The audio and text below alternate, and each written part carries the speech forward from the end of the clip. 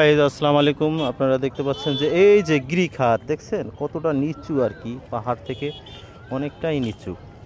এখান থেকে যদি আমি পড়ে যাই আমার খুঁজে পাওয়া খুবই দুষ্কর ব্যাপার হবে। এটারে সাদা পাহাড় বলে। দেখেন প্রতিটি মাটি কিন্তু সাদা আর কি, লালের মতন দেখা যাচ্ছে। আর এখানে আপনারা যখন ঘুরতে আসবেন তখন অবশ্যই খেয়াল রাখবেন সেফটির ব্যাপারটা।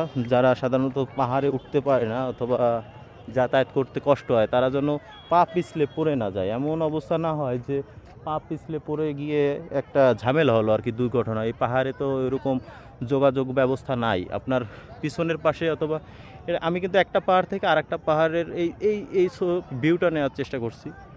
এই ভিউ অনেক দূরে, ওই যে আপনার চোখে যত দূরে যাবে তত দূরে মনে হবে যে এটা হলো পাহাড়, ওই সবগুলি পাহাড় আর কি। এখানে যা আছে সবই পাহাড়। অনেকগুলি পাহাড়ে ঘুরছে আজকে, ঘুরতে ঘুরতে অনেক কষ্ট হয়ে গেছে, ক্লান্ত। তাই অবশ্যই দোয়া রাখবেন। আমরা তো সব সময়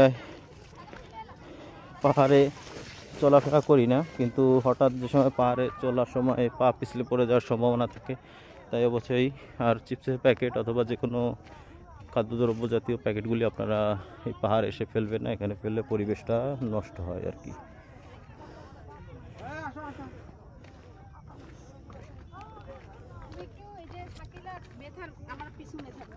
মানে দুইজনের আমি দুজনে কান্দ করে লয়ে যাচ্ছি আপনি আগে।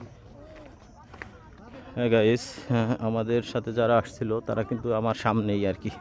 আমি পিছনে পড়ে গেছি যেহেতু ভিডিও করছিলাম আর কি, এই কারণে। এই পাহাড়টা হলো সাদা পাহাড়, এখানের ভিউ অনেকটাই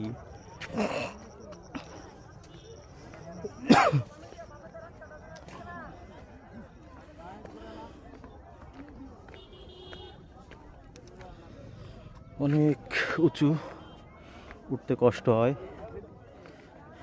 এবং তারপরও আমি আপনাদের দেখানোর চেষ্টা করছি যে পাহাড় কতটা উঁচু।